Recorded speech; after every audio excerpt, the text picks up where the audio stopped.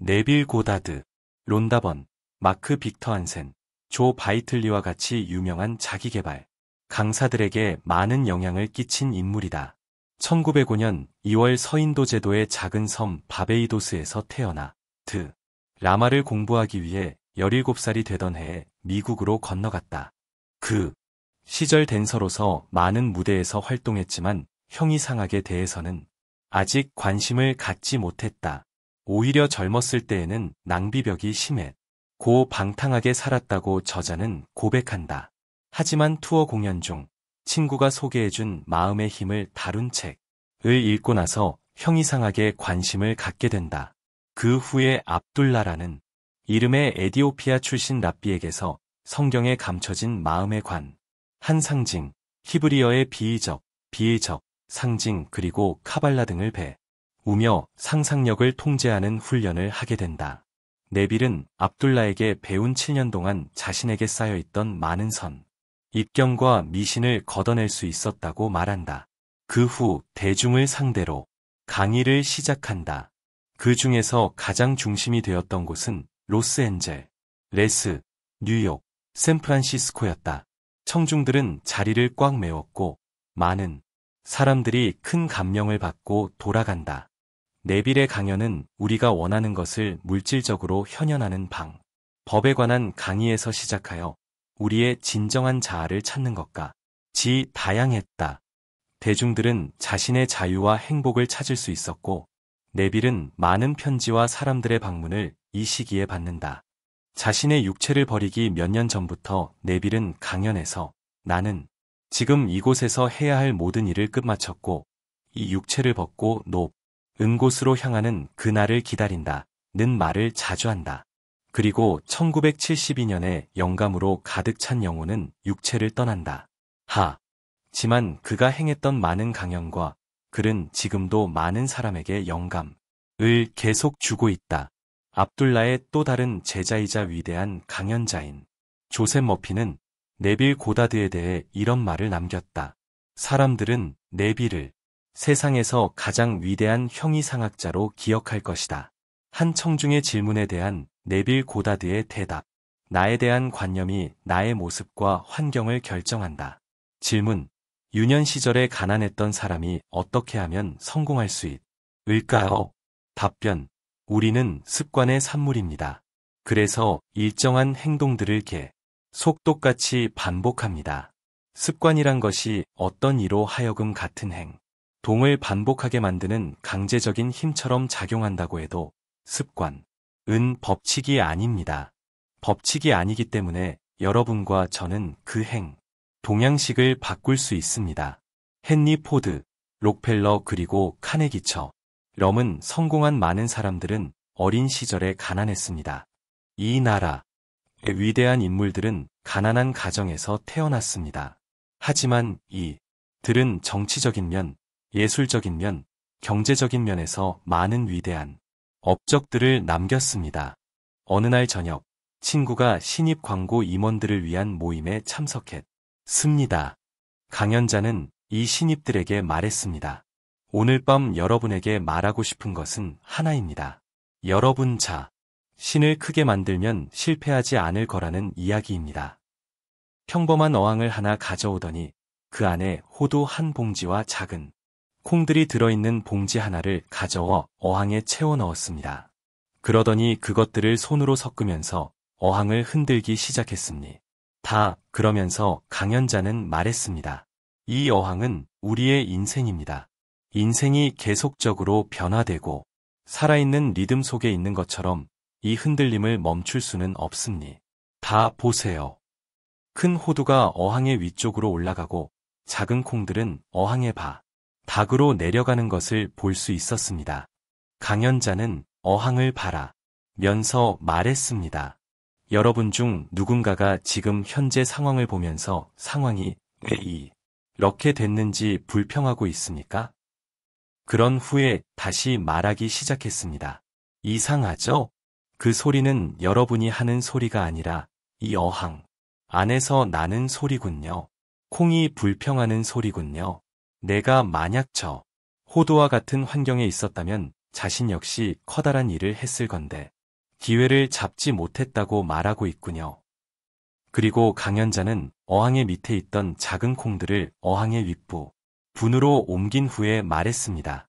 이 콩들을 억지로 어항의 위에다가 놓을 수는 있습니다. 하지만 이 인생의 흔들림을 멈출 수는 없습니다. 그러면서 다시 어항을 흔들기 시작했습니다. 그 작은 콩들은 다시 미끄러져 밑바닥으로 내려가 버렸습니다. 강연자는 또 평하는 소리를 들었다면서 다시 청중들에게 말했습니다. 이건 또 무슨 소리죠? 스스로가 자신이 크다고 여기고 있는 큰 호두들을 어항의 밑바닥에 놓아야 된다고 말하고 있군요. 그렇다면 그렇게 하도록 하죠. 이젠 그 호두도 여러분처럼 제한된 상황에 놓였다고 생각하시죠? 그것들은 지금의 여러분처럼 다란 일을 할 기회를 박탈당했습니다. 보시죠. 그러면서 강연자는 큰 호두 중 하나를 집어서 어항의 밑바닥에 놓고는 말했습니다. 여전히 이 어항의 흔들림은 막을 수 없습니다. 하지만 큰 호두는 어항의 꼭대기로 다시 올라왔습니다. 강연자가 말했습니다. 여러분, 만약 여러분이 살면서 성공하기를 정말 원한다면 여러분 자신을 크게 만드십시오. 제 친구는 이 메시지를 가슴 깊이 새기고는 자신이 성공한 업가라는 것을 사실로 받아들이기 시작했습니다. 성공이란 것을 돈으로 판단한다면 제 친구는 정말 크게 성공한 사람이 되었습니다. 지금 그는 이 뉴욕에서 1000명이 넘는 직원이 있는 회사를 운영합니다. 여러분도 제 친구처럼 할 수 있습니다. 원하는 모습이 이미 되었다는 것을 사실로 받아들이십시오. 그 마음가짐 속에서 걸으시면 그것들은 현실로 드러날 겁니다. 나에게 주어진 유일한 과업은 나의 관념을 위대함으로 채우는 것뿐이다.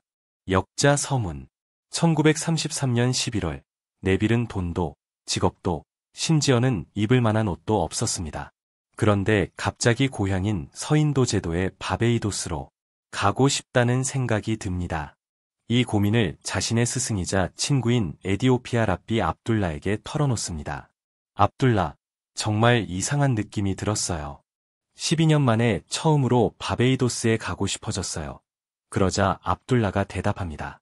만약 자네가 가고 싶다면 자네는 이미 그곳에 있는 것이네. 너무도 이상한 말이었습니다. 네빌은 분명 뉴욕에 72번가에 있는데 압둘라는 그가 바베이도스에 있다고 말합니다. 압둘라는 덧붙여 말합니다. 자네가 이 문을 통해 나갈 때 이젠 더 이상 72번가 거리를 걷는 것이 아니네. 야자수와 코코넛이 줄지어져 있는 거리를 걷는 중이네. 이곳은 바베이도스인 게지. 어떻게 그곳에 가게 될지에 대해서는 나에게 묻지 말게. 자네는 이미 바베이도스에 있네. 미 자네가 그곳에 있을 때 어떻게라고 말하지는 않네. 자네는 거기에 있네. 이제 자네가 바베이도스에 있는 것처럼 걸어나 가게. 압둘라는 네빌 고다드의 스승입니다. 그는 에디오피아 랍비엇 고 터번을 둘러쓴 괴상한 모습을 한 흑인이었습니다. 도대체 이 흑인의 눈은 무엇을 보고 있기에 네빌이 집에 가기를 원한다는 말에 저런 괴상한 대답을 할 수 있었을까요? 하지만 그의 허풍스러운 말은 이해하기 힘든 방법으로 실현됩니다. 1800년대 후반과 1900년대 초반 미국 사회에서 흑인은 하층, 민에 속하고 성공한다는 것은 거의 불가능해 보였습니다. 하지만 압둘라는 누구에게나 존경을 받았고 이분의 강연에는 변호사, 의사, 과학자 등의 엘리트층을 비롯해 많은 사람들이 항상 자리를 채우고 있었습니다. 평범한 흑인, 아니 오히려 더 괴짜처럼 터번을 둘러쓴 이 흑인에게는 왜 다른 흑인들이 느끼던 차별이 존재하지 않았을까요? 신이 만든 자신에게서는 어떤 한계나 결점도 발견할 수 없다는 말을 했던 이 흑인의 자신감은 도대체 어디가 시작이었을까요? 이번엔 한 남자가 전쟁에 끌려가 있습니다. 그런데 집으로 아가 강의를 계속해야겠다는 마음이 들었습니다. 여기 이 남자, 는 자신이 집에 도착한 모습을 마음속에서 그렸습니다. 그리고 생생한 이미지가 되어 그것의 실체라는 느낌이 들고 만족감이 생기자 상상을 그만두었습니다. 며칠 후 이 남자는 집으로 돌아가게 됩니다. 집에 가겠다는 것을 이루고자 한다면 몰래 타령을 하거나 누군가에게 찾아가 사정을 해야 정상이라고 우리는 생각합니다. 그런데 우리에게는 정상이던 것이 이 책의 진리를 받아들이게 되면 비정상이 돼버립니다.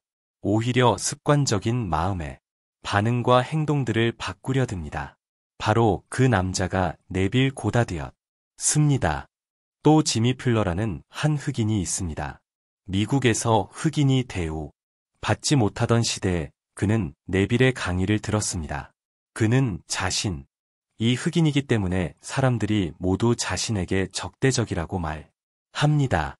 네빌은 스승 압둘라의 이야기를 들려주면서 한계란 것은 자신이 세워놓은 장애밖에 안 된다는 것을 이해시키자 그는 전 재산 45달러로 사업을 시작해 큰 부를 얻게 됩니다. 그 당시에 어떻게 흑인이 성공을 할 수 있나요? 왜 압둘라와 네빌은 그 당시 흑인이라는 사실이 스스로 지어놓은 한계라고 표현한 것일까요? 흑인에 대한 차별은 분명 모든 이들이 세워놓은 한계가 아닌가요? 하지만 네빌은 그렇지 않다고 말을 합니다. 피부색이, 나 인종, 사람들이 말하는 조건들은 아무런 장애가 되지 못한다고 합니다. 바로 이 괴상한 이야기들을 너무나 당연하게 받아들일 수 있게끔 네빌은 강연을 시작합니다. 네빌과 그의 스승 압둘라는 이 법칙으로 인생을 충만하게 살았습니다. 그들 삶의 작은 부분 하나하나에는 이 의식의 법칙이 충만하게 실현되고 있었습니다. 이 법칙은 그냥 마음에만 적용되어 마음의 평안만을 누리려는 법칙이 아닙니다. 일종의 마음의 도피처로 잠시간 기분을 좋게 만드는 진통제가 아닙니다. 이 책에서는 우리가 외적인 문제를 겪을 때 시선을 향해야 할 곳이 외부 세상이 아니라 내면의 의식이라고 말합니다. 왜냐 하면 세상은 의식이 비추고 있는 그림자에 불과하기 때문입니다. 다 그림자와 싸우기보다는 완벽해진 의식을 갖춤으로 세상에 그것을 투영해야 한다고 말합니다. 그렇게 하면 기존의 자신을 둘러싸고 있던 환경들은 무너지고 마음에서 비추는 것에 세상은 다시 재건됩니다. 네빌은 이런 말을 했습니다. 제가 드린 말을 갖고 이 이론을 테스트해보세요. 그 원리가 작동하지 않는다면 그것을 위안거리로 사용해서는 안 됩니다. 진실이 아니라면 그것을 완전히 버려야 합니다. 저는 그것이 진실이란 것을 압니다. 여러분은 그것이 사실이라고 증명하거나 사실이 아니라고 증명하기 전까지는 알지 못할 겁니다. 분명 우리는 이 진리를 증명할 수 있고 그것으로 삶을 충만하게 바꿔놓을 수 있을 겁니다. 우리는 상상하는 대로 이루어진다 라는 말을 정말 많이 듣게 되었습니다. 하지만 그것을 현실로 이루기 위해서 상상이라는 것을 이용하려 했을 때 많은 질문들이 쏟아질 겁니다. 무슨 원리가 그 안에 숨겨져 있을까? 라는 근원적인 질문에서부터 시작해서 영화처럼 상상을 하면 되는 건가?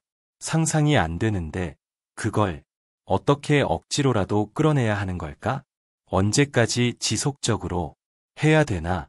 라는 아주 실제적인 질문까지 쏟아집니다. 네빌은 이것들에 대해 자세한 답변을 해줍니다.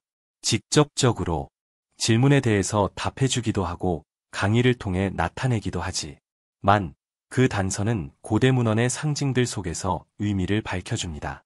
그냥 믿으라는 설교식의 강의가 아니라 자신이 형이상학자이자 법칙의 실천가였기 때문에 원리를 밝혀주고 실천할 수 있게끔 명확히 나타내줍니다. 책을 번역하고 출간하기로 마음을 먹으면서 이 책을 여러 번에 걸쳐 읽게 되었습니다. 처음에 읽을 때의 내용과 지금 읽을 때의 내용은 정말 다르게 와 닿습니다. 정말 저에겐 지금 약간 왜 조바심이 있습니다. 이 책은 한 번 읽고 나서 다 읽었다고 할 수 있는 책은 아닌 듯합니다. 읽어감에 따라 제 시선은 보다 내부로 향해 있고 또 그 시선으로 책을 보면 의미는 한층 달라 져 있습니다. 그리고 실제로 법칙을 적용해 나가면서 의미는 또 다르게 다가옵니다. 이렇게 반복해서 읽고 삶에서 적용한다면 네빌 고다드가 지필한 부활을 읽었던 마크 빅터 한센이 자신의 삶을 완벽하고 충만하게 변화시켰던 것처럼 그리고 네빌의 의를 들었던 많은 사람들이 자신의 인생을 변화시켰던 것처럼 우리 역시 변화될 겁니다. 분명 우리가 이 진리에 맞춰야만 그런 변화가 찾아올 겁니다. 우리의 잘못된 작은 습관 하나를 버리고 그 자리를 법칙으로 채워 넣는 데에도 많은 인내와 끈기와 노력이 필요합니다. 다시 네빌의 말을 인용하면서 네빌 고다드의 격적인 강의를 보겠습니다. 여러분은 나라는 것을 바꾸는 것을 아주 순식간에 해낼 수도 있고 아니면 몇 해가 걸릴 수도 있습니다.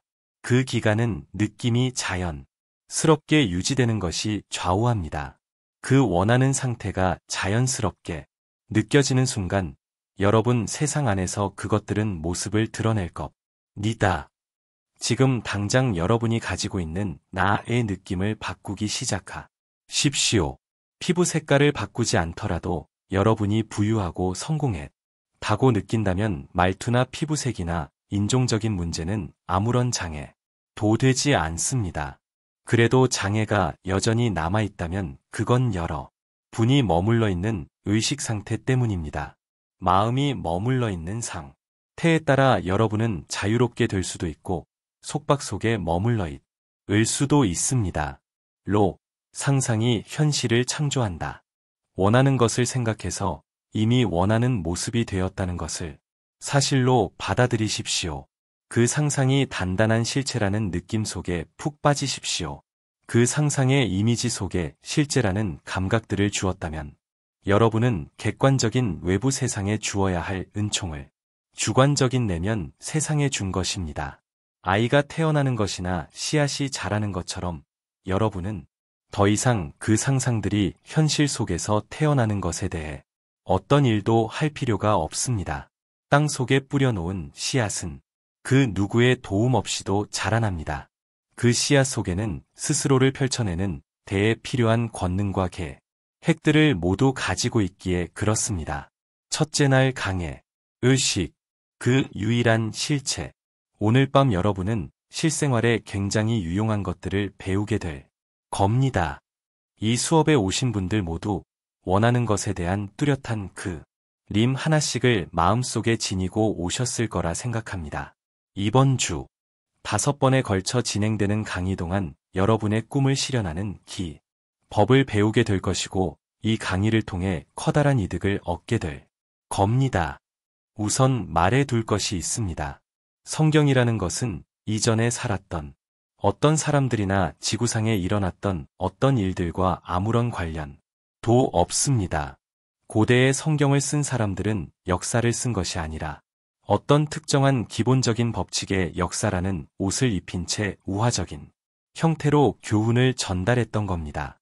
비판적인 태도를 견지하지 못한 대중들에게 그리고 있는 그대로 잘 믿는 대중들에게 우화의 형식을 빌려서 써내려갔던 것입니다. 수세기 동안 우리는 인격화 시킨 것을 하나의 인격체로 오해했습니다. 그리고 우화를 역사로 교훈을 전달하는 도구들을 교훈 자체로 겉으로 드러난 내용을 궁극적인 의미로 오해했습니다. 옥수수 알갱이 하나와 그 알갱이 안에 담겨있는 생명의 본질의 차이만큼이나 성경의 외형적인 측면과 그 속에 담긴 진정한 뜻과의 격차는 굉장히 큽니다. 우리 몸의 소화기관은 몸에 흡수돼야 할 음식과 배출해야 할 음식들을 구분할 수 있습니다. 우리의 직관적인 능력도 깨어난다면 소화기관처럼 성경의 우화와 비유 밑에 깔린 마음에 관련된 생명의 본질을 발견할 수 있습니다. 그리고 이런 능력이 계속 일깨워지면 우리 역시 메시지를 전달하는 도구에 불과한 성경의 외관을 던져버릴 수 있습니다. 성경이 역사적인 것인가에 대한 이야기를 시작하면 너무 긴 시간이 걸릴 겁니다. 오늘 이 강의는 성경의 이야기를 가지고 음에 관련된 유용한 해석을 내는 자리이기 때문에 성경의 역사, 성에 대한 논쟁으로 시간을 낭비하는 것은 적당하지 않은 듯합니다. 그래서 저는 성경이 역사적인 사실이 아니라는 것을 여러 분에게 설명하기 위해 시간을 낭비하지는 않을 생각입니다. 오늘 밤 4가지 이야기를 성경 속에서 뽑아 고대의 성경을 썼던 사람들이 이야기를 통해 말하려 했던 것을 보여드리겠습니다. 고대의 스승들은 마음에 관련된 진리를 남근 숭배 사상과 태양에 관련된 우화를 통해 나타냈습니다. 그들은 현대 과학자들이 아는 것만큼 인체의 구조에 대해 잘 알지는 못했고 현대 천문학자들이 아는 것만큼 하늘에 관해서도 알지 못했습니다. 고대의 스승들은 그런 것에 대해 거의 알지는 못했지만 현명하게 그것들을 이용해서 그들이 발견한 마음에 관련된 위대한 지혜를 남근 숭배 사상과 천체의 구조 속에 맞추어서 표현했습니다. 남근 숭배 사상은 구약에서 많이 찾아볼 수 있습니다. 남근 숭배 사상 그 자체는 별 도움이 되지 않기 때문에 그것을 강조할 생각은 없습니다. 오로지 그것을 어떻게 해석하느냐 하는 것만을 보여드리겠습니다. 우리는 이 자리에서 성경 속의 이야기들을 가지고 실생활에 유용한 마음에 관련된 해석을 하게 될 겁니다. 그러나 이에 앞서 성경 속의 2가지 걸출한 이름을 먼저 보겠습니다. 하나는 하느님, God 또는 여호와, 지호버로 번역되는 것이고 나머지 하나는 우리가 하느님의 아들을 지칭할 때 쓰는 예수, 지저스라는 이름입니다. 고대인들은 약간의 상징들을 사용해 이름들을 만들었습니다. 히브리어라고 불리는 고대 언어는 단지 의사소통을 위해서 고안된 문자가 아니었습니다. 그것은 인간이 발음할 수 없는 신비로운 언어입니다.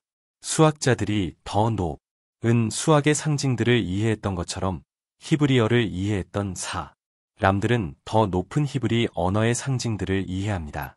그래서 영어가 생각을 전달하는 도구로 쓰이는 것과 달리 히브리어는 생각을 전달하는 데에 사용한 것은 아닙니다. 고대인들은 신의 이름을 요테바해, 제오디히 VU히라고 말합니다. 우리가 사용하는 언어를 사용해서 이 상징들을 설명하겠습니다. 신의 이름 중에서 첫 번째 문자인 욤, JOD, 은 손 또는 씨앗을 말합니다. 그냥 손이 아니라 창조자의 손입니다. 만약에 창조자와 그가 창조한 세상을 구분 지을 수 있게 하는 것을 인간의 신체 기관 중에 고르자면 그것은 바로 손이 될 겁니다. 유인원의 개 있는 손과는 다릅니다. 유인원의 손은 음식을 먹을 때나 나무를 타기 위한 목적으로 쓰입니다. 그러나 인간의 손은 무언가를 만들고 어떤 형상을 짓습니다. 그래서 여러분에게 손이 없다면 진정으로 자신을 표현할 수 없습니다. 여기서 지칭하는 손은만 드러내는 자의 손이자 창조자의 손입니다. 이 손은 세상 속에서 만들 것을 정하고 형상을 짓고 창조할 수 있습니다. 고대의 성경을 쓴 사람들은 첫 번째 문자옅, JOD을 일컬어 손 또는 모든 조물들이 태어나는 궁극적인 씨앗이라고 합니다. 두 번째 문자인 해, 히로 넘어가 보면 고대인들은 해, 히에 창문의 상징을 주었습니다. 창문은 눈입니다. 인간의 몸에는 눈이 있는 것처럼 집에는 창문이 있습니다. 세 번째 문자인 VAU에는 못의 상징을 주었습니다. 못은 물건들을 하나로 묶는 역할을 합니다. 히브리어에서 접속사, and, 그리고 는 세 번째 문자인 VU로 씁니다. 만약에 자와 여자라고 말하고 싶다면 가운데에 VU를 넣어서 두 개의 단어를 연결합니다. 네 번째이자 마지막 문자인 해, 히는 또 다른 창문 또는 눈입니다. 우리가 이해할 수 있는 방식으로 이것들을 설명한다면 눈이 며 창문이며 손 등의 방금 설명했던 방식은 있고 이렇게 설명할 수 있을 겁니다. 여러분은 지금 여기에 앉아 있습니다. 첫 번째, 문자인 얏, JOD, 은 여러분의 인식인 I am this, 역주, 나의 존재, 나, 의식을 뜻하는 사전에 없는 뜻, I 플러스 M 플러스 net을 합성한 단어입니다. 여러분은 여러분이 존재한다는 것을 인식합니다. 그것은 첫 번째 문자입니다. 인식으로부터 인식하고 있는 모든 상태들이 나옵니다. 눈이라고 불리는 두 번째 문자인 해, 히, 는, 여러분의 마음 안에서 무언가를 인지할 수 있는 능력인 마음속에 상을 그리는 능력입니다. 여러분은 자신 이외의 어떤 것을 상상하거나 인지합니다. 여러분이 생각 속에 푹 빠져 있을 때에 도 생각하는 자인 여러분 자신과 생각하고 있는 대상들이 구분된 존재로서 존재합니다. 세 번째 문자인 VAU는 그렇게 생각한 대상을 나라고 느끼는 능력입니다. 여러분이 원하는 존재가 이미 되었다고 느낄 때 바로 그 존재를 자신으로 인식할 수 있습니다. 여러분은 원하는 모습이 이미 된 것처럼 행동할 수 있습니다. 그렇게 행동한다면 상상의 세계에서 원하는 것들을 끄집어내어 그것에 VU를 끼워 넣는 겁니다. 이렇게 해서 창조의 드라마가 완성됐습니다. 여러분은 다른 무언가를 인식하고 나서는 실제로 이미 그 모습이 됐다고 인식했습니다. 신의 이름 중에 마지막인 네 번째 문자는 또 다른 눈인 해, 히입니다. 그것은 우리가 인식하고 있는 것을 눈에 보이는 부적인 세상 속으로 드러내는 것을 뜻합니다. 여러분은 외부적인 세상에 대해서는 어떤 것도 할 필요가 없습니다. 여러분이 신이라고 인식한 것에 맞춰 외부적인 세상은 항상 스스로를 건설하고 있을 뿐입니다. 그래서 얏해바해, JOD히 VU히는 만물이 창조되는 이름입니다. 이것이 없다면 어떤 창조도 일어날 수 없습니다. 그 이름은 지금 여러분이 여기 앉아 있는 동안에도 지니고 있습니다. 여러분은 지금 존재를 인식하고 있습니다. 그렇죠. 정말 그렇습니다. 또한 여러분은 지금 자신 이외의 것을 인식하고 있습니다. 방이나 가구나 다른 사람들 같은 것 말입니다. 또한 여러분은 선택할 수 있습니다. 현재 자신의 모습이 아닌 다른 모습이 되기를 원할 수 있을 겁니다. 아니면 여러분이 눈에 보이는 어떤 것을 소유하기를 원할 수도 있을 겁니다. 다른 모습이 되기를 원할 때 여러분에게는 이미 그 모습이 된 것을 느끼는 능력이 있습니다. 여러분이 이미 그 모습이 되었다는 것을 사실로 받아들일 때 신의 이름인 얏해바해, JOD히 VAU히를 완성합니다. 속의 영상이 현실로 드러나는 일은 우리가 신경 쓸 바가 아닙니다. 여러분이 이미 원하는 모습이 되었다는 것을 사실로 받아들인다면 그것은 자동적으로 눈앞에 나타납니다. 자, 다음으로 아들의 이름을 살펴보겠습니다. 아버지께서는 아들에게 세상을 지배하는 권능을 주었습니다. 여러분이 바로 그 아들입니다. 여러분이 성경에 나오는 그 위대한 요수아, OSHA, 예수, JSUS입니다. 우리는 요수아, JSH, 혹은 여호수아, JHSHA라는 이름을 알고 있습니다. 우리는 이것을 영어로 예수, JSUS라고 말합니다. 아들의 이름은 아버지의 이름을 닮았습니다. 아버지 이름의 처음 세 글자인 얏해바, JOD히 VAU는 아들의 이름에도 있습니다. 아들의 이름 안에는 앞서 말씀드렸던 세 글자에다 신과 아인, 아야옌, 이 뒤에 붙어 얏해바 신아인, JOD히 VAU 신 AYIN 이 됩니다. 앞에 세 글자인 얏해바, JOD히 VAU에 대해서는 이미 말했습니다. 해, 히는 자신 이외의 어떤 다른 것을 인식하는 것을 말하고 VAU는 여러분이 인식하고 있는 것과 자신을 하나라고 인식하는 것을 말합니다. 여러분은 상상하는 능력을 지니고 있고 그 상상한 것과 하나 되는 능력을 가지고 있기에 세상에 대한 지배자입니다. 그것은 창조의 힘입니다. 그런데 아들의 이름에는 신이란 것이 들어가 있을까요? 그것은 아버지의 무한한 자비 때문입니다. 아버지와 아들은 하나이다. 라는 말에 대해 생각해 보십시오. 아버지가 인간이 되는 것을 의식했을 때 아버지 그 자신에게는 주어지지 않았던 무언가를 인간이라는 상태 안에는 넣어 주었습니다. 아버지는 신을 이 목적으로 주었습니다. 신은 이빨을 상징합니다. 이빨은 먹어치우는 역할을 합니다. 그래서 내 안에 존재하는 것 중 마음에 들지 않는 것을 먹어치울 수 있는 능력이 아들에게는 있습니다. 나의 무지로 인해 좋아하지도 않는 것을 태어나게 했고 이제는 그것을 떠나보내 기를 원합니다. 만약에 그것을 태워버릴 불꽃이 내 안에 없다면 내가 저지른 모든 실수들과 영원히 함께 살면서 그런 것들을 만든 것에 대해 비난받게 될 겁니다. 그러나 아들의 이름에는 신 또는 불꽃이 있습니다. 그것은 세상 속에 창조했던 것들로부터 아들을 떨어져 나가게끔 합니다.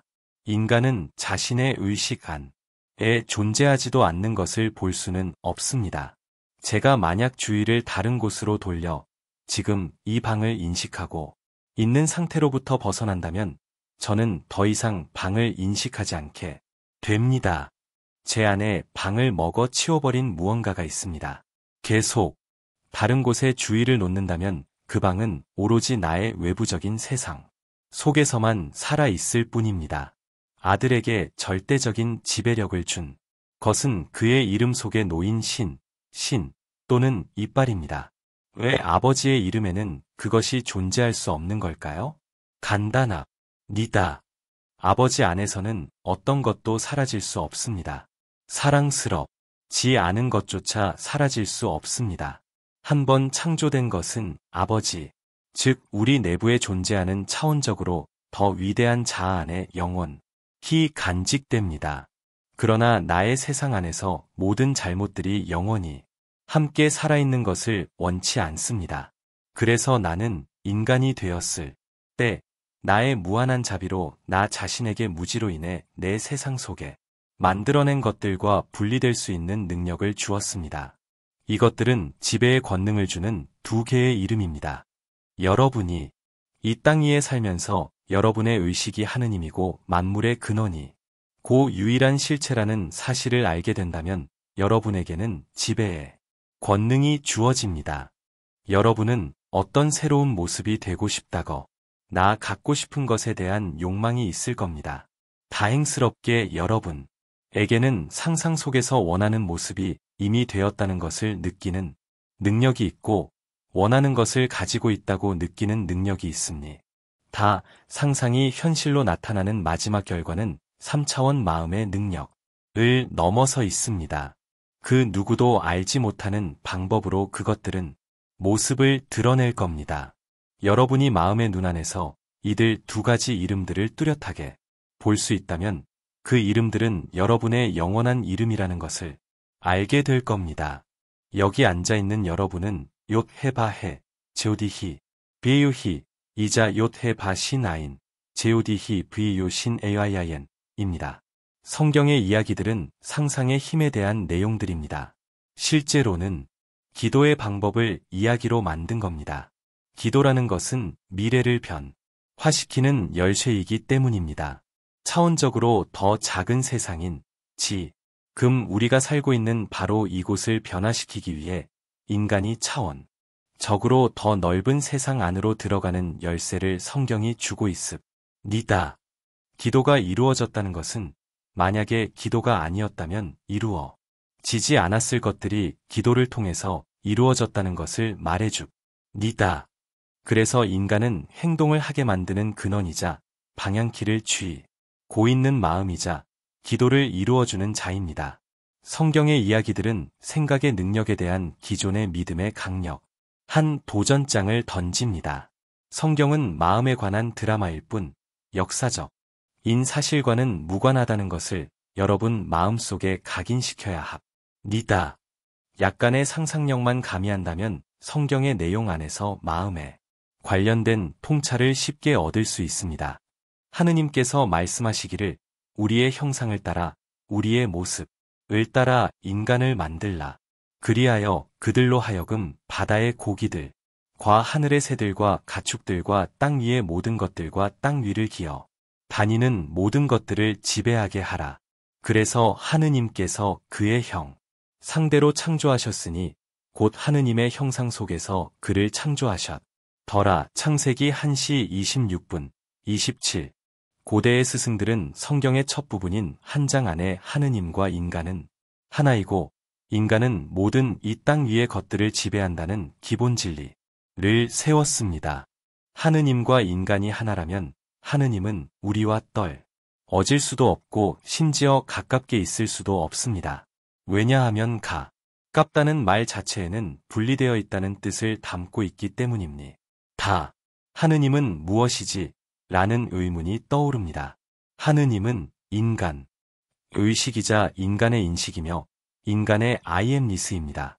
우리가 어떤 행동을 하고 있느냐는 것보다는 우리가 어떤 마음가짐을 갖고 있느냐에 따라 주변 환경들은 형성되기 때문에 인생의 드라마는 마음에 관련된 것입니다. 자기 자신에 대한 관념이 세상, 만물의 기초가 됩니다. 자신에 대한 관념대로 행동하게 되고 자신에 대한 관념대로 경험을 하게 됩니다. 자신에 대한 관념이 모든 것을 결정하기 때문이고 그 외에 어떤 다른 것도 결정할 수 있는 것은 없기 때문입니다. 자신에 대한 관념이 달랐다면 다르게 행동하고 다른 경험들을 했을 겁니다. 자신의 소망이 이루어졌다는 것을 사실로 받아들임으로써 인간은 사실로 받아들인 대로 미래를 바꿉니다. 사실로 받아들인 것들은 비록 당장 현실에서는 거짓처럼 보일지라도 사실로 받아들인 느낌을 유지한다면 곧 그것은 현실에서 모습을 드러내기 때문입니다. 우리의 훈련되지 않은 마음은 현실로 드러나지 않은 상태를 현실처럼 받아들이는 데에 어려움을 느낄 겁니다. 왜냐하면 우리의 오감은 그 상상이 사실이 아니라고 말하고 있기 때문입니다. 그래서 감각이 거부하고 있는 상태를 사실로 받아들이기 해선 잠과 비슷한 상태가 도움이 된다는 것을 고대의 스승들은 발견했습니다. 그래서 고대의 스승들은 인간의 첫 창조에 대한 이야기를 만들 때 인간이 깊은 잠 속에 빠져 있는 것으로 표현했습니다. 이야기는 모든 미래의 창조 행위에 대한 모범을 보여줍니다.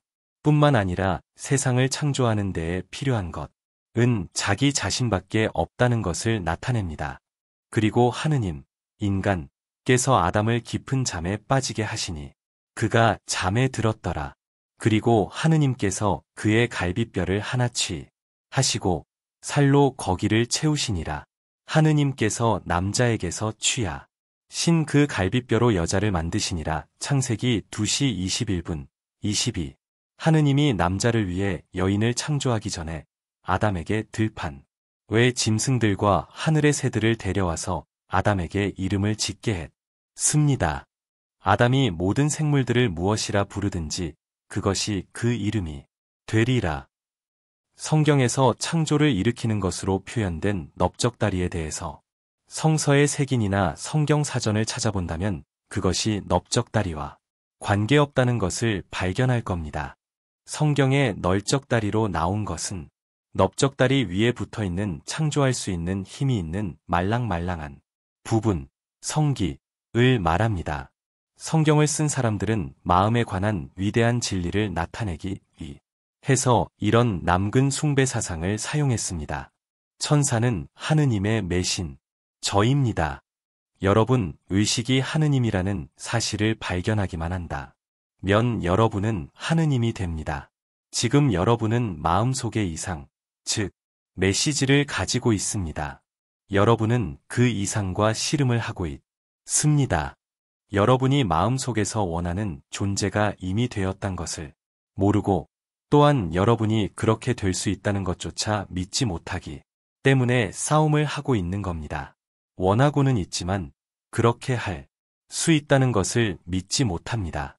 누가 천사와 씨름을 하였나요? 야곱, 제이커브입니다. 야곱은 찬, 팔자를 뜻합니다. 여러분은 자신을 변화시켜 현재의 이성과 각이 거부하고 있는 존재가 되기를 원합니다. 여러분이 원하는 모습과 하나 된 것을 느끼려고 애쓰면서 그것과 씨름을 하고 있을 때 여러분 안에서는 야곱과 천사가 씨름을 하는 성경의 이야기가 펼쳐집니다. 여러분이 원하는 이상과 하나가 되었다고 실제로 느끼게 되면 어떤 것인가가 여러분에게서 빠져나옵니다. 여러분은 이렇게 말할 겁니다. 누가 나를 건드렸는가? 왜냐하면 나한테 힘이 빠져나는 것을 느꼈기 때문이니라. 이상과 하나 된 것을 느끼는 과정을 성공적으로 마친다면 씨름을 계속할 수 없습니다. 마치 어떤 육체적인 창조행위, 성행위를 마친 것처럼 그렇습니다. 성공적으로 기도를 한 후에는 육체적인 창조행위를 하고 난 후처럼 힘이 빠집니다. 여러분이 만족을 느끼게 되었다면 더 이상 갈구하지 않게 되는 원리와 같습니다. 만일 욕구가 계속 남아있다면 여러분 안에서 이상을 폭발시키지 못했다는 뜻입니다. 원하는 모습이 된 것을 성공적으로 인식하지 못한 겁니다. 그렇게 되면 여러분이 깊은 명상 속에서 깨었을 때에도 여전히 구하고자 하는 것에 대한 갈증은 남아있게 됩니다. 얼마 전까지는 원하는 모습이 되고자 간절히 원했지만 이제는 그것과 하나 되었다는 것을 느낀다면 더 이상 그 모습처럼 되고자 하는 갈증은 사라집니다. 무언가가 나에게서 오그라들었습니다. 하지만 육체적인 것을 말하는 것이 아니라 나의 감정과 나의 의식 속에서 무언가가 오그라들었습니다. 그것이 바로 간의 창조행위입니다. 열망하는 마음 안에서 무언가가 더 이상 명상을 계속하고자 하는 마음이 사라집니다. 육체적으로 멈춘 것이 아니라 단순히 마음속에서의 상상행위를 계속 할 마음이 없어진 겁니다. 그대가 기도를 할 때 이미 받았다고 믿어라. 그러면 그대는 받게 될 것이라. 육체적인 창조행위, 성행위를 마쳤을 때 널쩍다리에 오목한 곳에 붙어있는 근육은 오그라들어 힘이 쭉 빠지고 더 이상 행위를 하지 못합니다. 이와 비슷하게 기도를 성공적으로 끝마쳐 원하던 모습이 이미 되었다고 믿게 되면 이미 갖고 있다 느끼는 것을 더 이상 구하고자 하는 행위를 할 수는 없습니다. 만족을 느끼는 순간의 육체적이고 심리적인 무언가가 빠져나가서 당한 때가 되면 창조의 증거를 가져오게 됩니다. 다음으로 볼 이야기는 창세기 38장입니다. 유다, 주더라는 이름을 가진 왕이 나옵니다. 유다 역시 요테바, 조디히 비유로 시작합니다. 그리고 타마르, 타머라는 여인이 나오는데 유다의 며느리입니다. 타마르는 야자수를 뜻하거나 아름답고 용모가 수려한 것을 뜻합니다. 그녀는 우아하고 아름답기에 야자수라고 부릅니다. 키가 크고 위풍당당한 야자수는 사막에서도 꽃을 피우고 그 자수가 있는 곳에는 항상 오아시스가 있습니다. 만약 사막에서 야자수를 발견한다면 그 척박한 땅에서 가장 원하던 것, 즉 오아시스를 발견하게 될 겁니다. 그래서 사막을 걷고 있는 사람들에게 야자수 나무를 보는 것만큼 좋은 일은 없습니다. 우리가 이해할 수 있게끔 이 성경의 내용을 표현해보자면 우리가 찾고자 하는 대상은 야자수입니다. 그것은 우리가 찾아 메고 있는 위풍당당하고 아름다운 것입니다. 여러분과 제가 원하는 것은 그것이 무엇이든 이야기에서 아름다운 타마르로 인격화되었습니다. 그녀는 창녀의 면사포를 쓰고 사람들이 드나드는 거리에 앉아 있습니다. 그녀의 시아버지인 유다왕은 그 옆을 지나가다가 면사포를 쓴 그녀에게 반해 그녀와 정을 통한다면 후에 새끼염 소 한 마리를 주겠다고 제안합니다. 타마르가 말했습니다. 당신께서 새끼 염소를 제게 주신다는 증표로 무엇을 주실 건가요? 주위를 돌아보면서 그는 말했습니. 다 증표로서 무엇을 원하느냐? 타마르는 말했습니다. 당신의 반지와 당신의 팔찌와 당신의 지팡이를 주소서. 그래서 유다 왕은 자신이 가지고 있던 반지와 팔찌를 빼서 지팡이와 함께 그녀에게 주었습니다. 그리고 그는 그녀와 정을 통했고 후에 유다 왕은 그녀가 자신의 며느리 타마르인 걸 알게 됐습니다. 그리고 그녀는 아들을 낳아 주었습니다. 여기까지가 성경의 이야기였습니다. 이제 해석을 해보겠습니. 다 진정한 자신의 것 중에서 선물로 줄 것은 자기 자신밖에 없습니다. 아담이 아담 자신으로부터 여인을 창조하는 첫 번째 조행위에서도 그랬듯이 자기 자신 외에 다른 선물은 없습니다. 바라던 것을 창조할 수 있는 것은 오로지 그 자신밖에 없습니다. 다른 것은 없습니다. 같은 의미로 유다에게도 진정한 자신의 것 중에서 다른 이에게 선물할 것은 자기 자신밖에 없습니다. 반지와 팔찌와 지팡이는 왕권을 상징하는 물건들이기 때문에 이 야기에서는 유다 자신을 반지와 팔찌와 지팡이로 상징화했습니. 다 유다는 먼저 자기 자신이 아닌 새끼 염소를 주는 것을 제안합니다. 하지만 타마르는 그 자신으로 상징되는 것을 주길 원합니. 다 저에게 당신의 반지와 당신의 팔찌와 당신의 지팡이를 주세요. 이것들은 왕을 만듭니다. 유다가 그것들을 줄 때 그는 자기 자신을 준 겁니다. 여러분은 위대한 왕 유다입니다. 여러분이 여러분의 타마르를 알아서 세상 안에 여러분과 닮은 아이를 낳으려면 여러분은 그 여에게 들어가서 자신을 아낌없이 주어야 합니다. 제가 안정을 원한다고 가정해보세요. 안정을 얻은 사람을 단순히 아는 것으로 그것을 얻을 수는 없습니다. 단순히 배후에서 줄을 조종함으로써 그것을 얻을 수도 없습니다. 제가 안정적인 상태에 있다는 것을 인식해야만 합니다. 건강함을 원한다고 가정해보겠습니다. 알약이 그 일을 해줄 수는 없습니다. 음식물이나 날씨가 건강을 만들 수는 없습니다. 건강하다는 느낌을 사실처럼 받아들여서 건강하게 되었다는 의식을 가져야만 건강해질 수 있습니다. 분이 상승되길 원한다면 왕과 대통령 그리고 귀족들을 단순히 보면서 그들의 후광 속에서 사는 것만으로는 나 자신을 높이지 못합니다. 내 자신이 고귀하고 위험 있게 된 것을 인식하고 원하는 모습이 된 것처럼 행동해야만 합니다. 그렇게 행동할 때 저는 제 마음을 붙잡고 있는 이미지에 나 자신을 주게 됩니다. 그리고 때가 되면 그녀는 내게 아이를 가져 옵니다. 즉 내가 인식하고 있는 것과 조화된 세상이 건설됩니다. 여러분은 유다왕이고 또한 타마르입니다. 여러분이 원하는 모습이 이미 되었다고 인식할 때 여러분은 타마르입니다. 그렇게 자신을 인식하게 되면 여러분의 욕구는 여러분 주변 세상 속에서 실제로 나타납니다. 성경에 나타난 어떤 사건이든 그리고 성경을 쓴 사람들이 이 야기를 통해 소개하는 어떤 인물이든 우리가 마음 안에 명심해야 될 것은 한 가지입니다. 그것들 모두 개개인의 마음 안에서 펼쳐지고 있는 사건들입니다. 모든 성경 속의 인물들은 모두의 마음 안에서 살고 있습니다. 이야기에서 읽은 대로 여러분의 자아를 맞추어 가십시오. 여러분의 의식만이 유일한 실체임을 아십시오.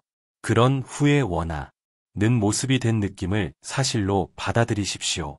그리고 여러분의 믿음 그대로 살고 행동하면서 사실로 받아들인 것에 믿음을 계속 유지하십시오. 항상 이렇게 행동하도록 하십시오. 세 번째 살펴볼 부분은 이삭과 그의 두 아들 에서와 야곱에 관한 내용입니다. 한 눈먼 사람이 자신의 둘째 아들에게 속아서 첫째 아들에게 주어야 할 은총을 둘째에게 주는 내용입니다. 이 이야기는 야곱이 자신을 만져보게 하여 자신을 형으로 속이는 데에 성공하는 내용입니다. 이삭이 야곱에게 말하기를 내가 원하노니 내 아들아 내게 가까이 오너라. 내가 과연 내 아들 에서인지 아닌지를 만져 보리라 하더라. 야곱이 자기 아비 이삭에게 가까이 가니 이삭이 그를 만지며 말하기를 이삭이 야곱에게 축복하기를 마치고 야곱이 그의 아비 이삭의 면전에서 떠나자 곧 그의 형 에서가 사냥에서 돌아와서 창세기 27, 21대 30. 이 내용을 지금 다시 재현해보면 많은 도움이 될 겁니다. 다시 한번 기억해 주십시오. 성경의 모든 인물들은 추상적인 생각들, 인격화된 것이므로 그 인격화된 것들을 우리 안에서 대치시켜 보아야 합니다. 여러분은 장님 아버지이자 두 아들입니다. 이삭은 나이가 많아 눈이 보이지 않는 인물입니다. 자신이 곧 죽을 것을 예감하고 그의 첫째 아들인 거친 털이 많은 소년 설을 불러 숲에 나가서 사냥한 고기를 가져오라 말합니다. 둘째 아들 야곱은 매끈한 피부를 한 소년이었는데 이삭과 에서의 이 이야기를 우연히 듣게 됩니다. 매끈한 피부의 야곱은 형의 장자상, 속건을 갖기를 원했기에 아버지의 염소떼에서 한 마리를 죽여 가죽을 벗겨냅니다. 그리고는 염소털이 덮여있는 가죽을 뒤집어 쓴 채 교묘하게 다가가 아버지를 속여 자신을 에서라고 믿게 만들려고 합니다. 이삭이 말했습니다. 이리 가까이 와서 내가 만질 도록 하라. 내가 앞을 볼 수 없으니 만질 수 있게 다가오너라. 이야기에서 만진다는 것에 주의 깊게 보십시오. 그는 가까이 다가왔고 아버지는 말합니다.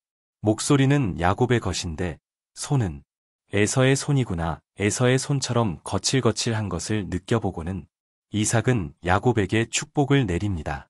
그러자 야곱은 그의 면전에 서 떠납니다. 그러자 그의 형 에서가 사냥에서 돌아옵니다. 이것은 중요한 내용입니다. 이 내용 안에서 마음에 관한 해석을 내리는 것에 대해 걱정하지 마십시오. 여기 앉아있는 여러분은 이삭입니다. 그리고 여러분이 있는 이 방은 오늘날의 에서입니다. 이 방은 거칠고 여러분 몸의 감각기관들이 방이라고 판단하고 있습니다. 그렇게 감각적으로 인식되는 세상이 바로 성경 속의 에서입니다. 감각들은 여러분이 지금 이 방 안에 있다는 증거를 보여줍니다. 모든 것들은 여러분이 여기 있다고 말하지만 어쩌면 여러분은 여기 있기를 원하지 않을 수도 있습니다. 같은 방식으로 다른 사물들도 볼 수 있습니다. 여러분이 지금 머물고 있는 이 방은 거칠고 감각적으로 인식되는 세상입니다. 다시 말의 에서로 인격화된 여러분의 아들입니다. 반면에 여러분이 현재 원하는 것들, 즉 여러분의 소망은 매끈한 피부의 상태, 즉 찬탈자인 야곱입니다. 많은 사람들이 하는 것처럼 주변에 펼쳐진 감각기관으로 느껴지는 세상이 존재하지 않는다고 부인해서 우리 눈앞에 펼쳐진 세상을 사냥터로 보낼 수는 없습니다. 이 세상이 존재하지 않는다고 스스로에게 말하게 되면 이 세상을 더욱 더 실체처럼만 들어버립니다. 그렇게 하지 마시고 단순히 지금 이 순간 여러분이 방 안에 앉아 있다는 감각의 영역에서 의식을 제거하고 여러분이 있고 싶은 곳, 즉 여러분이 실제 세상으로 만들고 싶은 곳의 의식을 놓으십시오. 원하는 것에 집중을 하기 위한 열쇠는 원하는 곳을 이곳으로 가져다 놓는 것입니다. 즉, 내가 지금 그곳에 있다고 느끼는 겁니다. 다른 곳을 이곳으로, 후에 일어날 일을 현재로 만들어서 현재 이곳에서 일어나고 있는 일로 만들어 그것들을 실제처럼 느껴야 합니다. 지금 이 순간 이 방에서 피아노를 원한다고 가정해봅시다. 피아노가 다른 곳에 있다고 생각해서는 안 됩니다. 피아노가 여기, 이곳에 있는 것처럼 마음속에 영상을 만들어서 상상 속에 손을 피아노에 놓고 단단한 실체인 것을 느끼십시오. 이렇게 하는 것은 둘째 아들 야곱으로 상징된 잠재적인 상태를 이삭이 느낄 수 있게 가까이 오게 하는 것과 같습니다. 이삭은 눈이 먼 사람입니다. 여러분 역시 눈이 멀었습니다. 왜냐 하면 원하는 것들의 이미지를 여러분 감각기관을 통해서 볼 수 없으니까요. 여러분은 오로지 마음속에서 그것을 인지할 수 있습니다. 그러나 그것들을 지금 여기에 일어나는 일로 생각한다면 단단한 실체인 것처럼 느낄 수 있습니다. 이렇게 해서 부세상 속에 있는 여러분 자신을 잃고 마음 안의 세계에 푹 빠져 그것들을 실제처럼 느끼면 그때 눈을 떠보십시오. 눈을 떴을 때 어떤 일이 벌어지나요? 얼마 전까지 마음의 눈 안에서 닫아버렸던 방은 사냥에서 돌아와 있습니다. 마음 속에 상태를 진실이라 믿으면서 축복을 주고 눈을 뜨자 그때 상상 속에서는 실제가 아닌 것처럼 보였던 외부 세상이 돌아와 있습니. 다 성경처럼 에서의 입을 통해 속았다고 말해주지는 않지만 여러분을 둘러싸고 있는 방의 존재가 여러분이 속았다고 말해주고 있습니다. 원하는 모습이 이미 되었다고 느끼면서 혹은 갖고 싶었던 것을 가지고 있는 것을 느끼면서 그 상상 속에 푹 빠져 있는 것은 쉽게 말해 자아를 속이는 겁니다. 이 방을 보십시오. 눈을 떴을 때 보이는 이 방이 여러분은 속았다고 말해줍니다. 이 법칙에 대해서 알고 있다면 이렇게 말할 겁니다. 너의 동생이 와서 교묘하게 나를 속였다 할지라도 너의 장자, 상속권을 이미 동생에게 은총으로 베풀었다. 그것을 도로 뺏을 수는 없다. 달리 말하면 마음속에서 실제라고 생각했던 것들의 믿음을 유지해서 상속권을 돌려주지 않겠다는 말입니다. 여러분은 이미 상속권을 주었고 그것은 여러분의 외부 세상 안에서 드러납니. 다 두 가지의 것이 여러분의 방 안에서 같은 시간에 같은 공간을 차지할 수 없습니다. 마음속의 것들이 실체가 되어 여러분의 주변에서 부활하게 됩니다. 원하는 것을 생각해서 이미 원하는 모습이 되었다는 것을 사실로 받아들이십시오. 그 상상이 단단한 실체라는 느낌 속에 푹 빠지십시오. 그 상상의 이미지 속에 실제라는 감각들을 주었다. 면 여러분은 객관적인 외부 세상에 주어야 할 은총을 주관적인 내면 세상에 준 것입니다. 아이가 태어나는 것이나 땅 속에 여놓은 씨가 자라는 것처럼 여러분은 더 이상 그 상상들이 현실 속에서 태어나는 것에 대해 어떤 일도 할 필요가 없습니다. 땅 속에 뿌려놓은 씨앗은 그 누구의 도움 없이도 자라납니다. 그 씨앗 속에는 스스로를 펼쳐내는 데에 필요한 권능과 계획들을 모두 가지고 있기에 그렇습니다. 이삭이 둘째 아들에게 은총을 내려준 이야기를 오늘 밤 여러분 안에서 재현할 수 있습니다. 그리고 가까운 시일 내에 어떤 일이 일어나는지 보십시오. 현재 여러분을 둘러싸고 있는 것들은 무너집니다. 삶의 모든 환경들은 바뀌고 여러분이 생명을 어느 어떤 것들이 도래할 수 있도록 길을 열어줄 것입니다. 여러분이 이미 원하는 모습이 되어 있다는 것을 알고 확신에 찬 채 걸어나간다면 그 누구의 도움도 없이 원하는 것들을 현실로 나타낼 수 있습니다. 오늘 밤 네 번째로 살펴볼 이야기는 모세가 쓴 책의 마지막 부분입니다. 모세가 그것을 쓰지 않았다고 말을 한다면 세심하게 그 이야기를 읽어보십시오. 신명기의 34장입니다. 누가 이 책을 썼는지에 대해서 성직자들이나 랍비에게 물어본다면 모세가 썼다고 대답할 겁니다.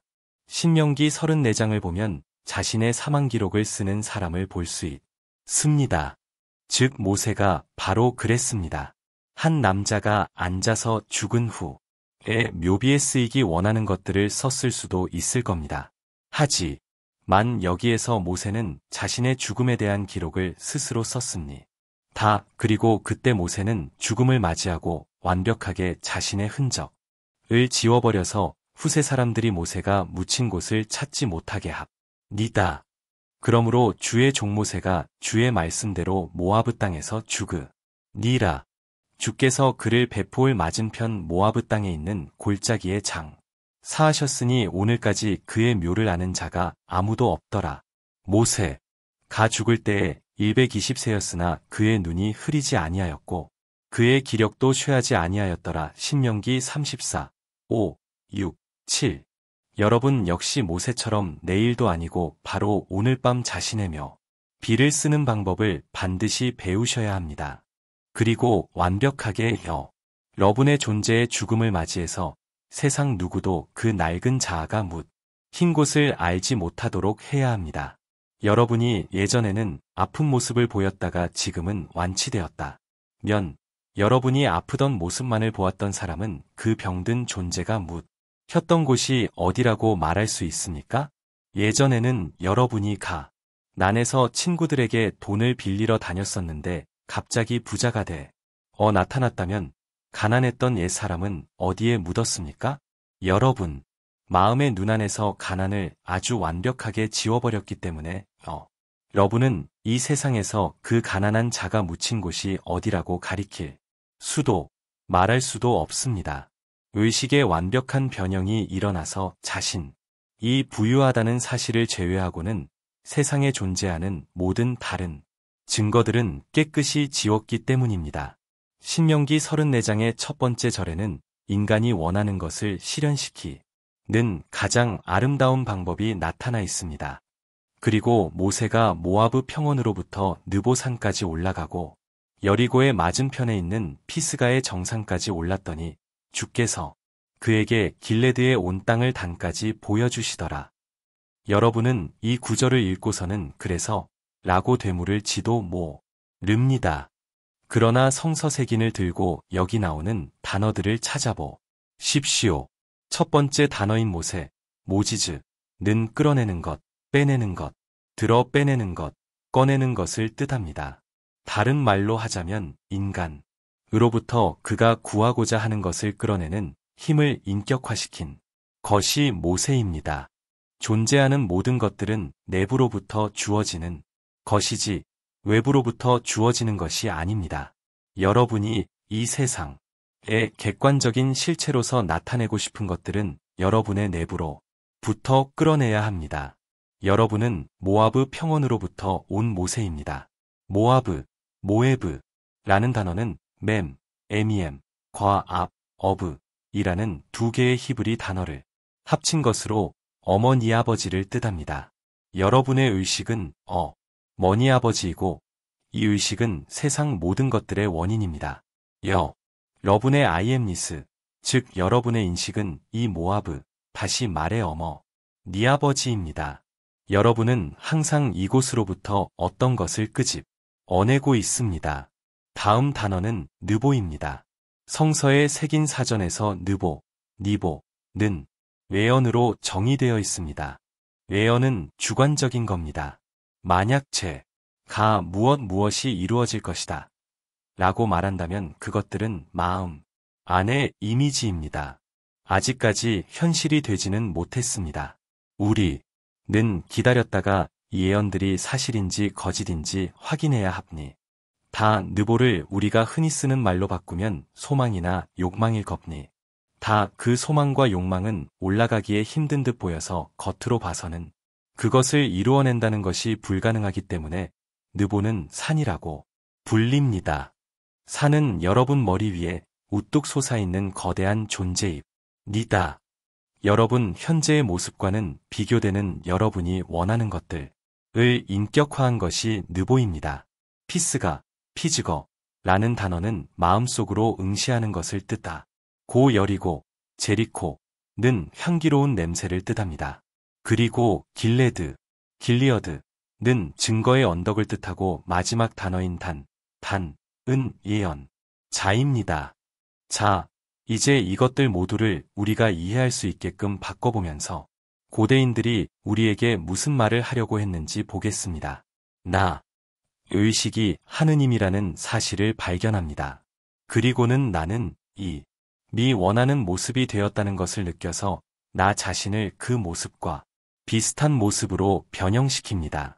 나는 이 산을 넘을 수 있는 새 상전체란 것을 이제 알고 있습니다. 나의 목표를 명확히 합니다. 그 목표를 더 이상 느보라 부르지 않고 욕구라고 부르겠습니다. 내가 원하는 것은 무엇이든지 내가 올라서야 하는 나의 거대한 산, 나의 느보입니다. 나는 피스가의 봉우리에 올라서야 하기 문에 지금 그것들을 마음속에서 응시하기 시작합니다. 나는 족한 느낌을 얻을 때까지 마음속에서 원하는 것을 응시해야만 합니다. 만약 만족한 느낌을 얻지 못했다면 향기로운 냄새를 하는 여리고는 나타나지 않습니다. 내가 원하는 모습이 되었다 고 느낄 때 그 느낌과 함께 오는 기쁨의 감정은 억누를 수 없습니다. 나는 여리고로 상징된 만족한 느낌을 얻을 때까지 내가 원하는 것을 계속 마음속에서 응시해야만 합니다.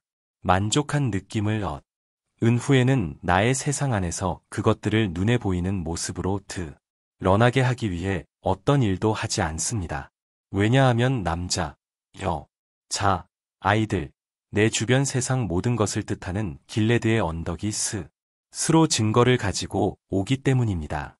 주변의 모든 것들은 내가 사실로 받아들인 모습으로 스스로 변모될 것이고 내 안에서 간직하고 있는 모습으로 스스로 변모되어 나타날 겁니다.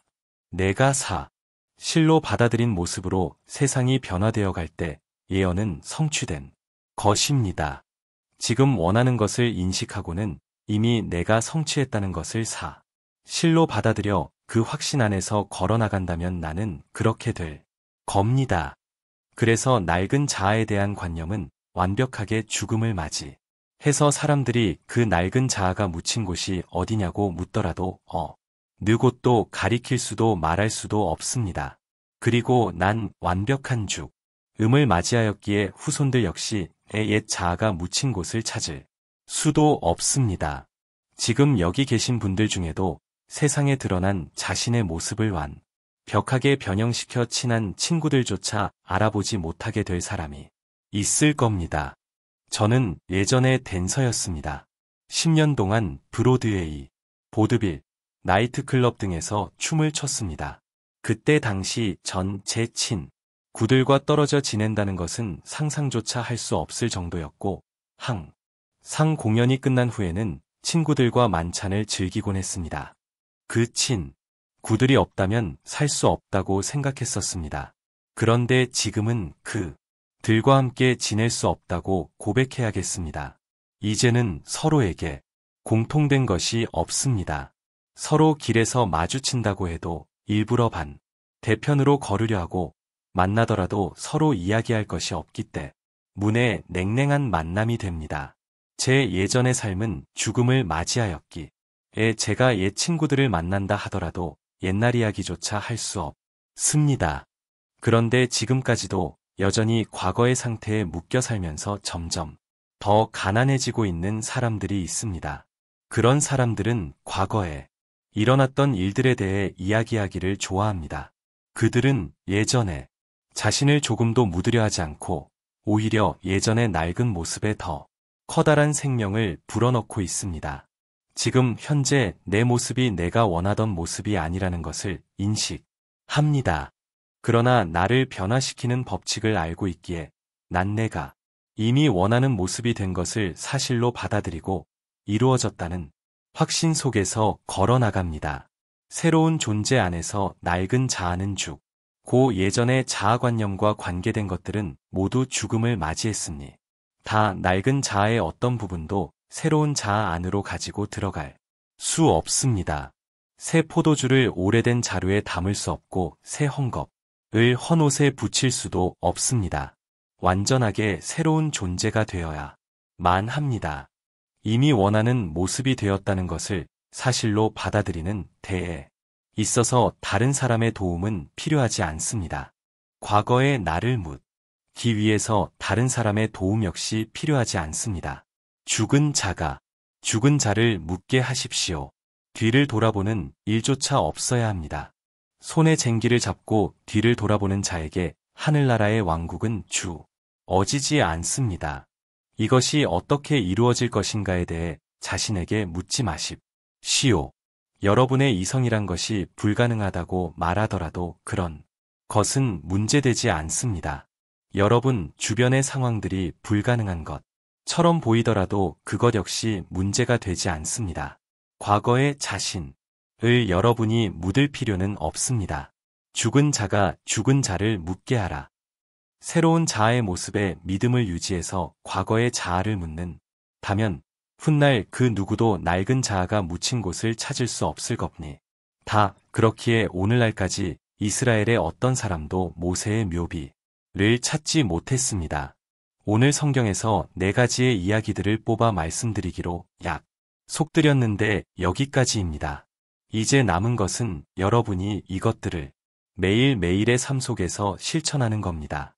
지금 앉아 계신 의자가 여러분이 보시기에는 딱딱해서 명상을 하며 앉아있기에는 불편해 보이더라도 상상의 힘을 사용해서 그것을 세상에서 가장 안락한 의자처럼 대할 수 있습니다. 자, 이제부터 여러분이 사용할 기법들을 설명하겠습니다. 여러분은 오늘 밤 이 자리에 오기에 앞서 마음속에 원하는 그림 하나씩을 가지고 왔을 겁니다. 그것들을 이루는 것이 불가능하다고 말씀하지는 마십시오. 그것이 이루어지를 바라지요? 그것을 이루어내기 위해서 상식적인 방법을 사용할 필요는 없습니다. 전적으로 그런 상식적인 범위를 넘어서 있습니다. 의식은 만물의 근원이자 유일한 실체입니다. 따라서 원하는 것들을 우리의 식으로부터 만들어내야 합니다. 사람들은 간단한 것의 중요함을 가볍게 여기는 습관이 있습니다. 이성과 감각들이 사실이 아니라고 거부하고 있는 상태를 마음 안에서 사실로 받아들이기 위해선 잠과 비슷한 상태에 들어가야 한다고 이 자리에서 말해도 여러분은 이것들을 간단한 것으로 생각해서 어쩌면 중요하지 않다고 여길지도 모릅니다. 어쨌든 고대의 스승들이 발견해서 성경을 통해 우리에게 준 미래를 바꾸는 간단한 공식은 모든 사람들이 직접 사용해본다 면 이것들이 진실임을 알 수 있을 겁니다. 첫 번째 단계는 욕구입니다. 여러분의 목표를 명확하게 하고 원하는 것을 명확하게 아는 겁니다.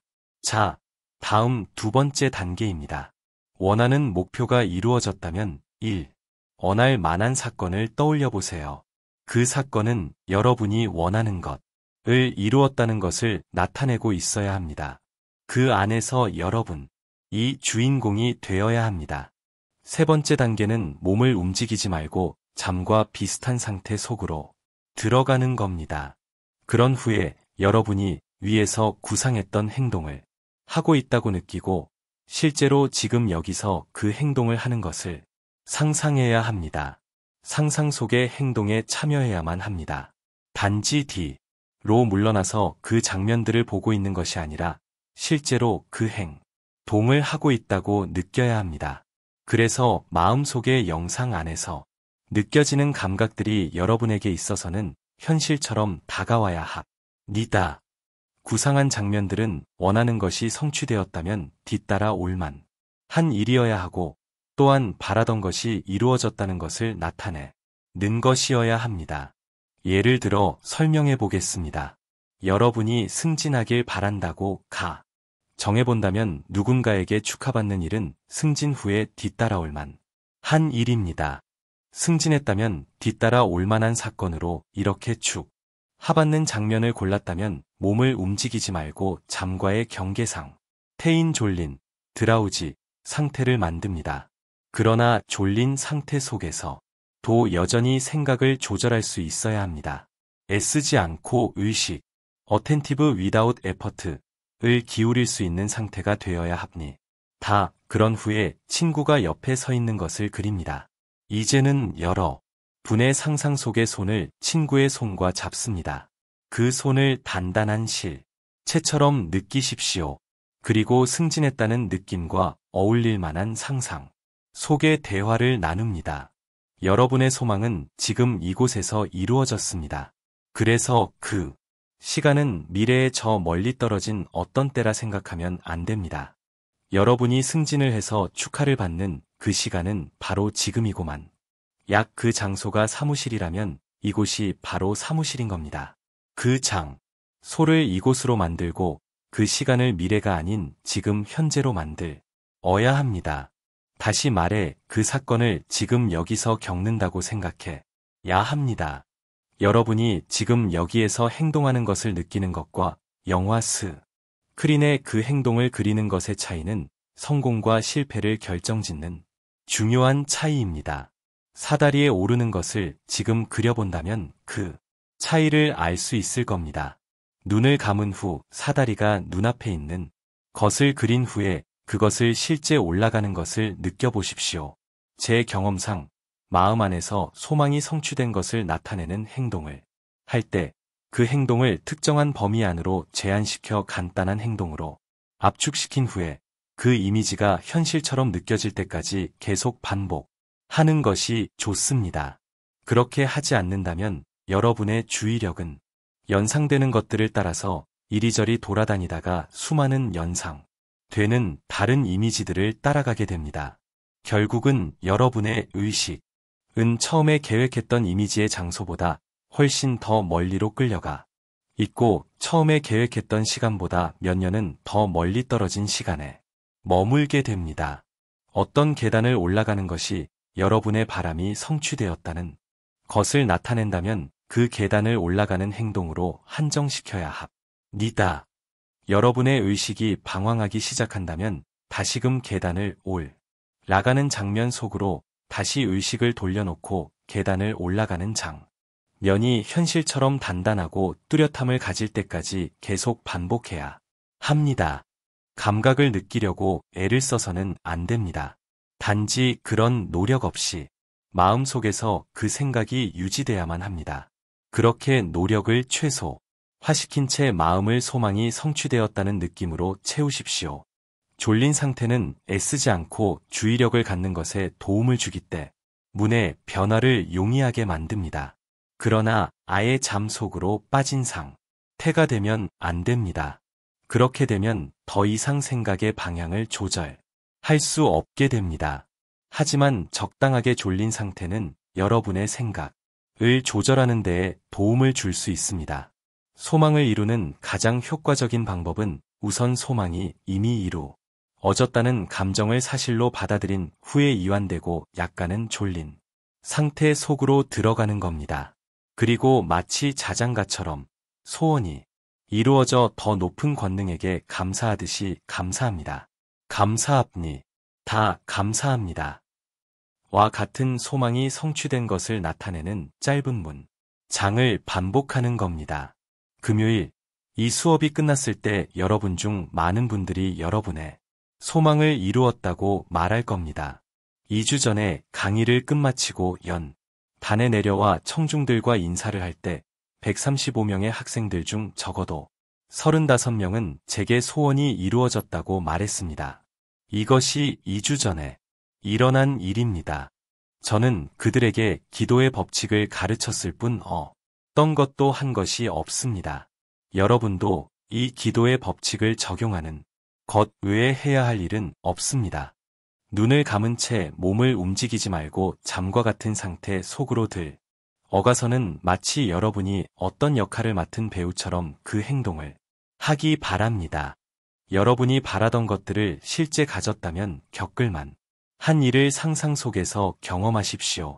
다른 곳에서 나중에 하고 있다고 생각하지 마시고 지금 여기에서 경험하고 있다고 만드십시오. 그러면 내부의 위대한 존재는 존재의 더 큰 시야를 사용해서 여러분이 원하는 것을 가져오도록 모든 방법들을 동원할 겁니다. 여러분은 마음속의 영상들을 현실로 드러내기 위한 모든 의무로부터 해방됩니다.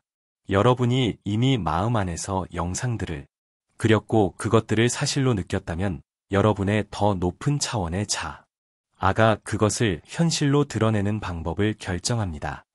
단 한순간이라도 여러분의 소원이 성취되기 위해서 다른 이가 상처받을 것이라든가 누군가가 좌절하게 된다든가 그런 생각을 하지 마십시오.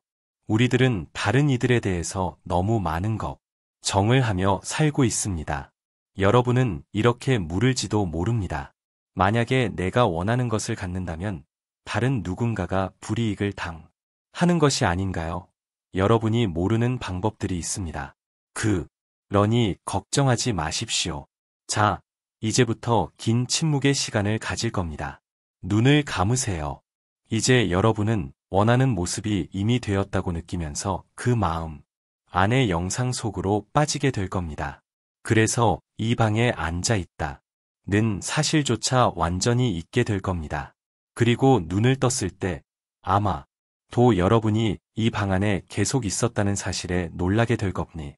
다 여러분이 얼마 전까지만 해도 여러분 자신이라고 느꼈고 여러분이 갖고 있다고 느꼈던 것들이 눈을 뜨자 사실이 아니었다. 는 것을 발견했을 때 아마도 놀라게 될 겁니다. 이제 침묵 속으로 들어가겠습니다. 침묵의 시간.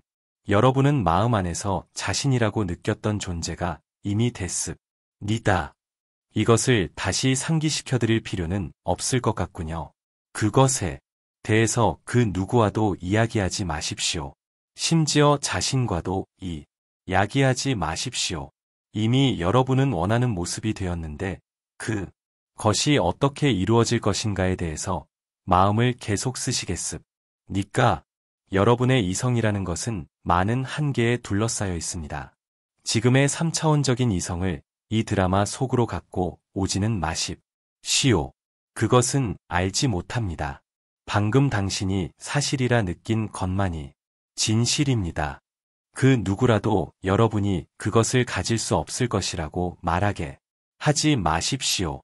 여러분이 가졌다고 느꼈던 것, 바로 그것을 얻게 될 겁니다. 여러분이 소망을 성취한 후에 성취한 일들을 다시금 떠올려보면 지금의 이성적 마음이라는 것은 소망을 성취하는 방법에 대해서 전혀 몰랐다는 사실을 깨닫게 될 겁니다. 분명 그런 생각이 들 겁니다. 여러분은 바로 이 순간 상상 속에서 가졌던 것들을 가지고 있고 상상 속에서 존재했던 모습이 바로 여러분입니다. 그것에 대해서 그 누구와도 이야기 나누지 마십시오. 그것들이 나타나지 않을까봐 걱정스러운 마음에 혹은 용기를 얻기 위해서 다른 사람들에게 기대지 마십시오. 그것은 이미 왔습니다. 아버지의 일들은 모든 일들을 가장 완벽하게 해결하는 아버지에게 맡기어 원하는 것들이 여러분 세상 안에서 자연스럽게 일어나게 하십시오. 네빌 고다드 법칙의 핵심은 습관적으로 외부의 객관적인 환경에 매몰되어 있는 시선을 내면의 주관적인 소망에 맞추는 것이다. 그래서 지금 습관을 넘어서기까지 인내를 필요로 한 다음의 지미 퓰러 이야기는 이 인내의 중요성을 다시금 깨워준다. 지미 폴러 이야기. 많은 사람들이 지미 폴러에 대해 알고 있을 겁니다. 4년 전에 지미와 그 아내가 제 강의에 참석했습니다. 당시 강에 참석하는 데에 $2를 받았는데 지미의 전 재산은 $45가 전부였습니다. 지미는 3년이 지나고도 제가 가르친 이론을 입증하지 못했고 그 문제를 가지고 저를 다시 찾아왔습니다. 지미는 자신이 흑인이기 때문에 세상이 자신에 대해 적대적이라 믿고 있었습니다. 저는 지미에게 그런 한계는 당신의 마음속에 있는 것이고 그렇게 내면에서 받아들인 사실이 밖으로 투영되고 있는 것이라고 말했습니다. 만약에 자신의 피부 색깔에 무관심해져서 거절당 한다는 생각을 버린다면 당신의 모든 꿈들을 이루게 될 것이라고 했습니다. 지미는 과거의 것에 자신을 소모하는 대신에 자신 외 현재에 투자를 했습니다. 한 푼도 없이 시작했지만 올해의 순수익은 $25만 이르렀습니다. 옛것들 안에서 사라지지 않고 미래로 나아갈 것이라고 믿으면서 그의 생각과 시간을 과거의 것들에 낭비하는 대신 지금 현재의 순간에 투자했습니다. 지미는 자신이 손대는 것은 무엇이든 금으로 변한다고 말합니다. 지미에게는 3명의 아이가 있는데 어렸을 때 자신이 느꼈던 한계를 이 아이들이 갖지 않기를 희망했습니다. 그래서 하느님은 사랑이고 너희들을 무척 사랑한다고 가르쳤습니다. 어느 날 저녁 어린 딸이 굉장히 아프자 두 아들이 기도하면서 말했습니다. 하느님 감사합니다. 내일 누이가 건강합니다. 두 아이는 그들의 누이가 지금 건강하다는 것을 믿을 순 없었지만 내일 아침에는 나을 거라고 믿었습니다. 그리고 다음 날 그들의 누이는 나았습니다. 그 후에 사내 아이 중 하나가 장난감 대신에 진짜 시계를 원했습니다. 지민은 아이에게 시계를 가지고 있다는 생각으로 마음을 채우라고 말하자 아이는 곧 그 말을 따랐습니다. 그랬더니 학교 가는 길에 그 시계를 주었습니다. 이제 아이는 법칙이 어떻게 작동하는지 압니다. 의식 안에서 완벽하게 받아들인 상태는 세상 밖에서 모습을 드러낸다는 것을 깨달았습니다. 지미와 그의 아내는 아이들이 원하는 것들이 있을 때 자신들을 쳐다보면서 사달라고 하기보다는 받아들이는 모든 것들을 줄 수 있는 내부의 아버지를 인식하기를 원합니다. 지미는 단지 이 법칙을 받아들인 결과 자신에게 일어난 많은 놀라운 일들에 대해 말해주었습니다. 어느 날 거실에 앉아서 신형 카딜락 오픈카를 상상했습니다. 그 차를 얻기 위해서 실제적인 노력을 하지 않고 단지 전화 세 통화를 하고 나서 그날 오후 그 카딜락을 샀습니다. 현재 그는 일하기 위해 자신의 사무실에 가는 대신에 자신의 종업원들이 주는 좋은 소식들을 앉아서 듣고 있습니다. 지미는 완전히 자신의 피부색에 대해 잊었고 이제는 자신이 흑인이라 는 사실에 대해 진실로 축복과 자부심을 느낍니다. 지민은 흥미로울 만한 이야기를 하나 더 해주었습니다. 처분할 부동산이 몇 개 있어서 광고를 냈더니 한 남자에게서 전화가 왔습니다. 나는 검둥이의 부동산은 원치 않소. 지민은 이 말을 못 들은 척 행동했습니다. 오히려 투자 가치 있는 다양한 종류의 부동산이 있다고 말했습니다. 일주일 후에 그 남자에게서 다시 전화가 와서는 지미와 만나기를 요구했습니다. 지미를 보고 그 남자는 거의 기절할 뻔했지만 시간이 촉박했기 때문에 37,000달러치의 부동산을 구입했습니다. 이후로도 이 신사부는 지미의 부동산을 사는 데에 수만 달러를 썼고 지미에게 계속 전화를 걸어 뛰어난 투자 실력에 대해 고마워했습니다. 이곳은 영원한 진리의 세상입니다. 이 진리는 여러분 존재가 거주하는 모든 차원들에서 작용하고 있는 존재의 법칙입니다. 지미 플러가 했던 것처럼 3년 동안 여러분 자신과 씨름을 할지 모르지만 그렇더라도 이 진리를 당장 배우도록 하십시오. 나 안에 들어갈 수 있는 상태들은 무한히 많기 때문에 나의 느낌을 어떤 것으로 바꾸는가는 여러분이 선택할 수 있는 것. 입니다. 나라는 것은 그것 스스로가 어떤 존재라고 믿는 상태가 아닙니다. 어린 시절에 이 신사부는 주어지는 것들을 분별하지 않고 한계들이 주어지면 그것들을 진실이라고 믿고 자신의 존재에 포함시켰습니다. 그런 고정된 생각과 오랜 기간 함께 살아왔던 나라는 것으로부터 그동안 쌓아온 한계를 분리시키기 까지 3년이라는 시간이 걸렸습니다. 여러분은 나라는 것을 바꾸는 것을 아주 순식간에 해낼 수도 있고 아니면 몇 해가 걸릴 수도 있습니다. 그 기간은 느낌이 자연스럽게 유지되는 것이 좌우합니다. 그 원하는 상태가 자연스럽게 느껴지는 순간 여러분 세상 안에서 그것들은 모습을 드러낼 것입니다. 지금 당장 여러분이 가지고 있는 나의 느낌을 바꾸기 시작하십시오. 피부 색깔을 바꾸지 않더라도 여러분이 부유하고 성공했다고 느낀다면 말투나 피부색이나 인종적인 문제는 아무런 장애도 되지 않을 것입니다. 그래도 장애가 된다면 그건 여러분이 머물러 있는 의식 상태 때문입니다. 마음이 머물러 있는 상태에 따라 여러분은 자유롭게 될 수도 있고 속박 속에 머물러 있을 수도 있습니다. 여러분이 자기 연민에 빠진 채 살고 있는데 어떤 다른 이가 그 상처를 치료해 줄 거라고 생각하지 마십시오. 여러분이 갖고 있는 문제에 대해 귀를 기울여 줄 상대를 찾을지도 모릅니다. 하지만 그 사람 역시 너 자신 외에는 그 누구도 너를 치료해 줄 사람이 없다는 것을 보여주듯이 자신의 길로 떠날 것입니다. 여러분이 이 진리를 발견했다면 여러분이 좋아하지도 않은 상태에 있는 자신을 흔들어야 합니다. 그리고는 세상이 존재하기도 전에 아버지가 주셨던 나에게 준 선물을 확신에 차서 받아야 합니다.